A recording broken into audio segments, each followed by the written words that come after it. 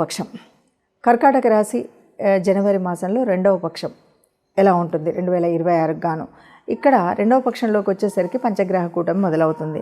ఇలా మొదలయ్యేసరికి 7లో రవి కుజుడు ఉండడం వల్ల కూడా కాస్త దూర ప్రాంతాలకు వెళ్ళేటువంటి పరిస్థితి వస్తుంది. దూర ప్రాంతాలకు అంటే ఒకవేళ ఉద్యోగరీత్యా వెళ్ళొచ్చు, ఇంటికి దూరంగా అంటే ఓ ఇన్స్పెక్షన్ వల్ల వెళ్ళొచ్చు, ఇంకేదైనా వెళ్ళొచ్చు. ఈ దూరం అనగానే మనం ఏదో చెడు అర్థంతో తీసుకోవాల్సినటువంటి అవసరం లేదు. ఇంకా పెద్ద ఉద్యోగం వల్ల వెళ్ళొచ్చు, ఏదో ప్రమోషన్ వల్ల వెళ్ళొచ్చు, ఇవన్నీ కూడా ఉంటాయి.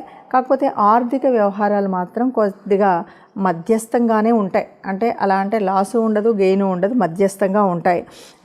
కుటుంబ వ్యవహారాలు కూడా అప్పటికప్పుడు పెద్ద ప్రేమలు వచ్చేసి అలా కాదు, అలానే ఏదైనా విరోధాలు ఇలాంటివి ఏమి ఉండవు. యథాతథంగా ఉన్నటువంటి పరిస్థితి ఉన్నట్టుగానే ఉంటుంది.